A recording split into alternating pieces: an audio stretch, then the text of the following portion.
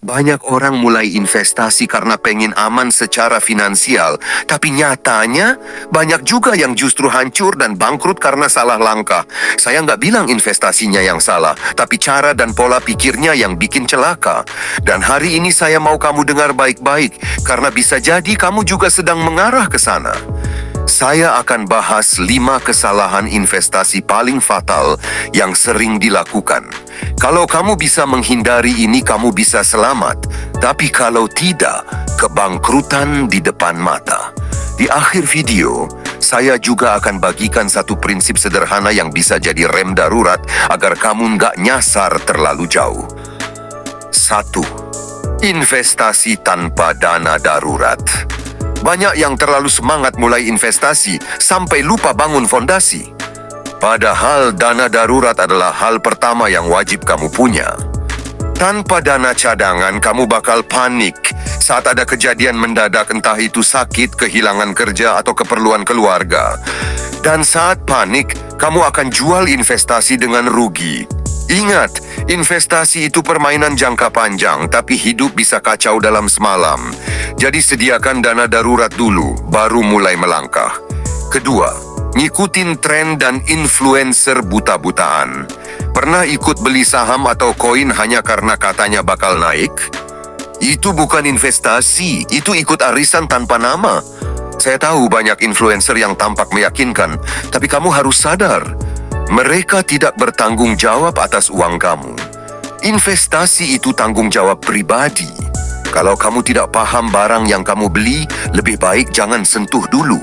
Belajar pelan-pelan lebih aman daripada bangkrut cepat-cepat. Bahkan orang yang kamu anggap mentor pun tidak akan bertanggung jawab jika uangmu lenyap, apalagi hanya mentor online. 3. All in di satu tempat. Saya yakin banget sama aset ini. Itulah yang dikatakan para investor muda. Keyakinan pribadi tidak sama dengan keamanan. Banyak orang taruh semua uangnya di satu saham atau satu koin dan berharap itu jadi tiket kaya. Tapi kalau gagal, nggak ada cadangan, nggak ada pelampung. Diversifikasi itu bukan untuk takut, tapi untuk bertahan. Jangan taruh semua telur di satu keranjang. Kamu nggak tahu siapa yang bakal jatuhin keranjangnya. 4. Tidak tahu tujuan investasi. Tujuan kamu apa? Buat beli rumah, dana pensiun, atau pendidikan anak? Karena beda tujuan, beda juga instrumennya. Banyak yang pengen beli rumah 2 tahun lagi tapi taruh uangnya di aset super fluktuatif. Akhirnya pas butuh nilainya malah turun dan jual rugi. Investasi tanpa arah itu seperti jalan tanpa peta. Bisa nyasar, bisa capek sendiri, dan akhirnya berhenti di tengah jalan. 5 gaji naik tapi investasi mandek. Ini kesalahan yang paling banyak dilakukan orang diam-diam. Gaji naik, pengeluaran ikut naik, tapi jumlah investasi tetap segitu-segitu aja. Hati-hati, gaji besar itu bukan jaminan kaya. Kalau kamu terus-terusan konsumsi tapi nggak bangun aset, kamu hanya menunda masalah. Gaji naik harus diikuti dengan naiknya porsi investasi. Itu namanya progres, bukan cuma pamer. Dan mari saya rangkum kembali. 1. Investasi tanpa dana darurat. Kedua, ikut tren tanpa riset. 3. All in di satu aset.